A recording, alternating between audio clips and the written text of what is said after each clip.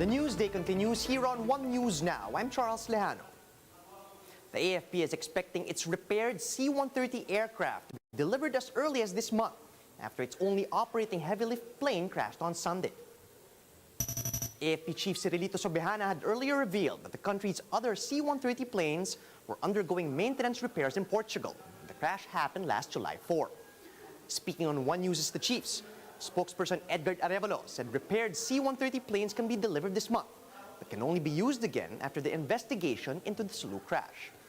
Arevalo also noted that the military has contingencies in place for these kinds of incidents.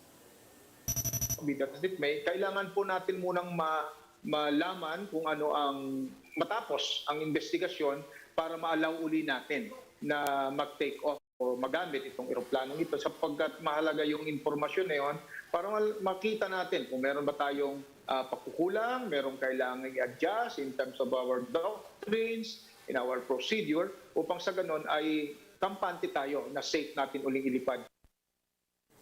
The wake of Lieutenant Sheena Tato, a military nurse who died at the Sulu crash, is ongoing at the Villamor Airbase. Tato was placed in a closed casket and was given military honors as soon as her body arrived at the airbase on Wednesday. The 30-year-old was part of the Basic Air Force Officers Class of 2018. Her father, retired Colonel Wilfredo Tato, said he's still not ready to speak to the media about his daughter's life. But Wilfredo did say that he is happy that Sheena will be remembered in a positive light and as someone who risked her life for the country. The Tato family is planning to transfer Sheena's remains back to their hometown in Davao this Friday. Ito nga pagdating mo sa ako, sana maunawaan nyo rin kami. Minsan, hindi ako makapagpipili. Sa'yo. Sige, sir. Opo. May kiramay kami. Ito, gusto ko na. Hindi. Opo. Thank you, sir. Okay. Salamat, sir. Ako naman kayo nanawaan ko. At saka nakikita ko naman naging resulta na sa anak ko, Peria. Nag-trend siya eh. President Duterte reiterates the government's plan to lease or sell off a portion of Fort Bonifacio in Taguig to raise funds for soldiers' benefits. But the palace says there's still no timeline yet for this move, an idea that's been thrown around for many years. Pamela Vasquez gives us the front seat to the story.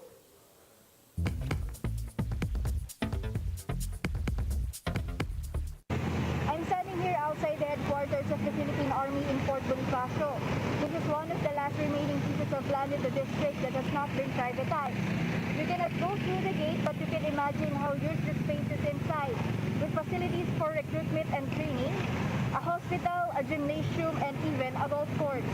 This area was thrown into the spotlight once more after President Duterte, while visiting the C-130 plane crash victims in Zamboanga, said he wanted to sell or lease off military land in Fort Bonifacio to raise money for soldiers. Gamitin for mixed use, hotels and other amenities na appropriate sa lugar, considering its proximity to the BGC. The agency in charge of privatizing military land is the Bases Conversion Development Authority or BCDA. But its president, Vince Dizon, who's been busy double-hatting as the IATF's testing czar, deferred to the Finance Department. May working group po si Secretary Dominguez to study the long-term solution to the pension issue of not just of the armed forces but also of the police. President spokesman Harry Roque also says they don't have a timeline in mind for the project. The mandate precisely is to make full utilization of all our military assets, including camps and bases. Fort Bonifacio is also home to the headquarters of the Philippine Marines, as well as one of the naval stations. Given its proximity to Bonifacio Global City, leasing of these military lands can certainly raise billions of pesos, money that can be used for the long-promised insurance and housing benefits for soldiers. The big question is, after many years of delay and given how busy the government is fighting the pandemic, whether President Duterte can make it happen in less than 12 months he has left in office. I'm Pamela Vasquez and we are One News. In other news, Senator Manny Pacquiao's absence was notably missed during the state-aired meeting of the PDP-Laban. While the boxer turned senator is preparing for his fight against Errol Spence Jr. in the U.S., his name was also dragged into another fight by none other than President Duterte. Duterte mentioned Pacquiao's name twice during the party's meeting in Malacanang, and during both times, the chief executive slammed Pacquiao for his corruption allegations against the administration, despite being a member of the ruling party. At one point, Duterte even recalled Pacquiao's previous tax issues and said that he will directly look into this. Pero yung inaatake ka, tapos with the statement of Pacquiao, that triple, double ang corruption, uminit yung ulo ko. I remember he has a tax evasion case. May ano yan siya, may utang siya 2.2 billion. Not because gusto ko siyang habulin, ayaw ko. But sabi kasi niya corrupt, kung corrupt kami, ikaw, when you cheat government, you are a corrupt official. Lalo na. It's still, I think with the courts, I do not know, but I'll check it. Education Secretary Leonor Briones insists that the World Bank owes the agency a public apology. Briones pointed out that as a member country of the World Bank Group, the Philippines partly owns the World Bank.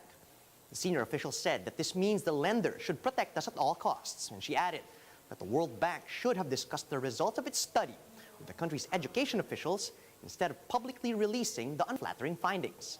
Recall that the World Bank said more than 80% of students in the Philippines do not meet the standards expected for the grade level.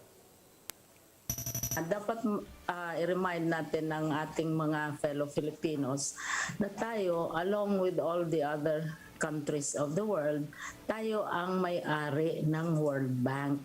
The World Bank belongs to us. Therefore, may accountability ang World Bank sa atin. Ang protocol niyan ay kung may findings sila, may report sila, kailangan i-discuss ito ng husto sa host country. Dahil nakikitira ka doon sa host country na siya naman ang may-ari sa'yo. So may obligasyon ang World Bank na kung may mga nakikita sila, parang border natin sila kumbaga, sasabihin nila sa atin dahil tayo ang may-ari sa kanila. The Education Secretary added that it would be a shame for the Duterte administration to be remembered in such a bad light when it had, quote, a significant legacy in the education sector. Una, nung pagpasok namin, may kaso sa Korte Suprema na tigilin ang senior high school.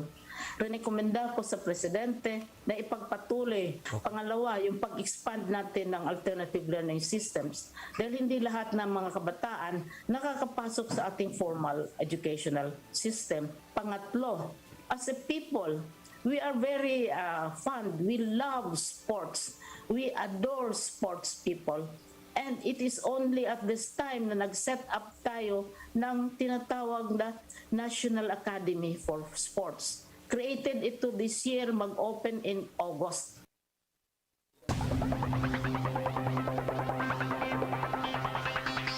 After their humbling defeat in the Olympic qualifiers, Gilas Pilipinas is now back in action to prepare for the upcoming FIBA Asia Cup in August. Gretchen Hall gives us a glimpse of how our national team is gearing up for this next battle in this report.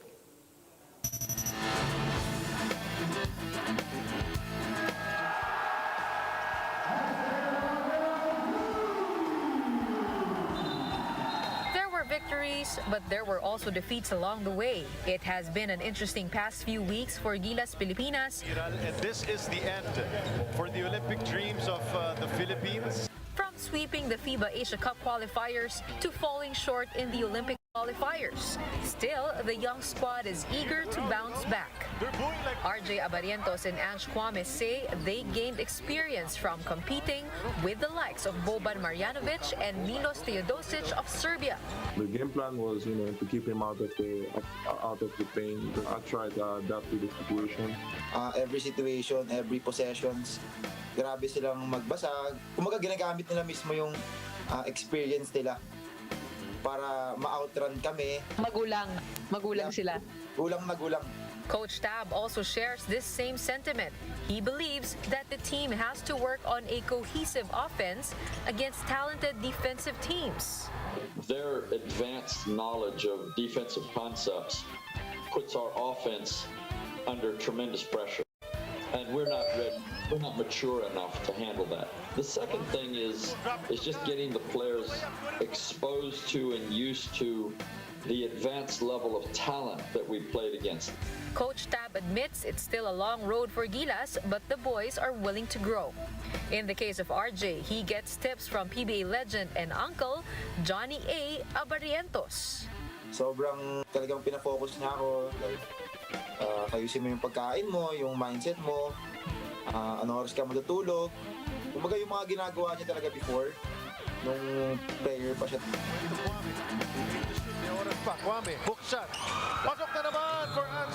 And while the Gilas journey is tough, Ange knows that the team gets their strength from their own families. Has your mom been watching your games? Yeah, she's been calling me every day after every game. This is the only first person I really want to talk to after like peace of mind. Gilas is currently finishing their quarantine and a 2-week break before they start their preparations for FIBA Asia Cup in Jakarta, Indonesia this August. Gretchen Ho, We Are One News. And those are the top stories at this hour. Join us later at 12 noon as we continue to monitor the day's biggest stories. You can also catch One News on Signal Play.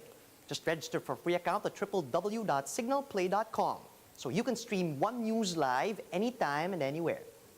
I'm Charles Lejano. Mask on, wash hands, and stay safe, Philippines. We are One News.